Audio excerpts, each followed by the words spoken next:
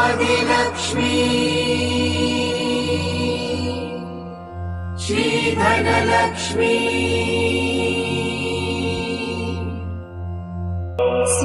सुमनसवन्दित सुन्दरि माधवी चन्द्र सहोदरी हेममयी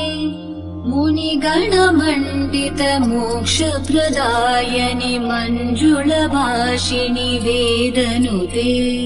पङ्कजवासिनि देवसुपूजित सद्गुणवर्षिणि शान्तियुते जय जय हे मधुसूदन कामिनि आदिलक्ष्मी जय पालय माम् जय जय हे मधुसूदन कामिनि आदिलक्ष्मी जय पालय माम् अहि कलिकल्मषनाशिनि कामिनि वैदिकरूपिणि वेदमये क्षीरसमुद्भव मङ्गलरूपिणि मन्त्रनिवासिनि मन्त्रनुते मङ्गलदायिनि अम्बुजवासिनि देवगणाश्रितपादयुते जय जय हे मधुसूदन कामिनि धान्यलक्ष्मी जय पालय माम् जय जय हे मधुसूदन कामिनि धान्यलक्ष्मी जय पालय माम्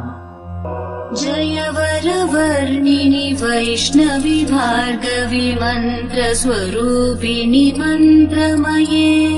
सुरगणपूजित शीघ्रफलप्रद ज्ञानविकासिनि शास्त्रनुते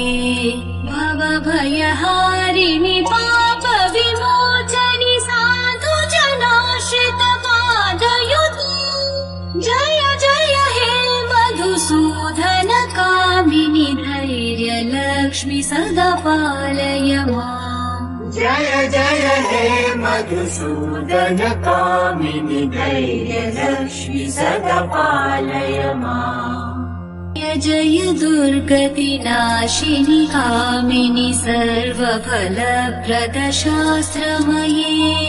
रथगज तुरगपदाति समावृत परिजन मण्डित लोकनुते हरिहर ब्रह्म सुपूजित सेवित तापनिवारिणि पादयुते जय जय हे मधुसूदन कामिनि गजलक्ष्मी जय पालय माम् जय जय हे मधुसूदन कामिनि गजलक्ष्मी जय पालय माम् आई खगवाहिनि मोहिनि चक्रिणि रागविवर्धिनि ज्ञानमये गुणगणवारिधि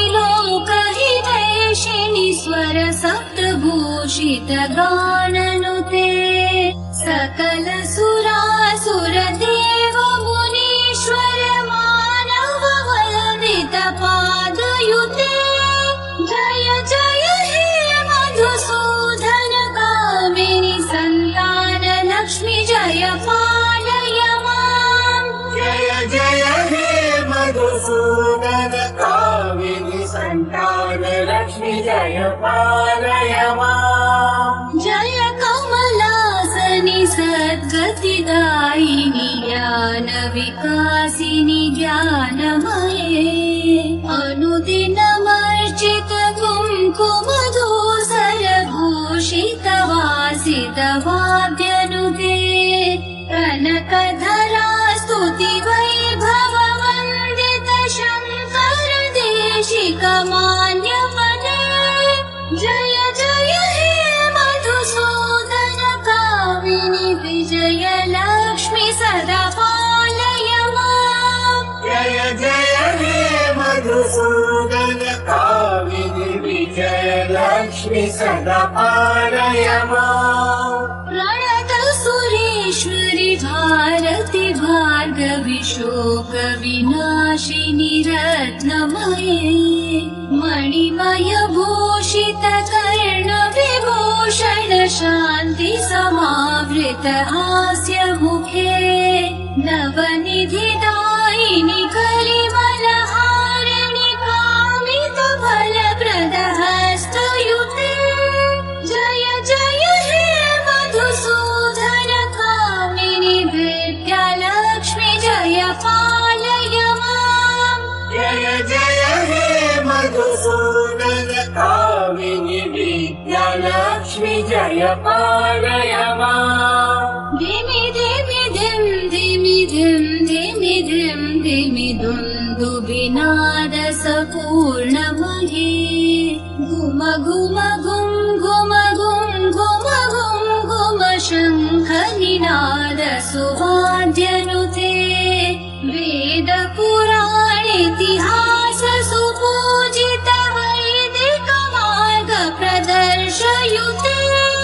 जय जय हे मधुसूदन कामिनि धनलक्ष्मी जय पालय माम् जय जय हे मधुसूदन कामिनि धनलक्ष्मी जय पालय माम् जय जय हे मधुसूदन कामिनि धनलक्ष्मी जय पालय माम्।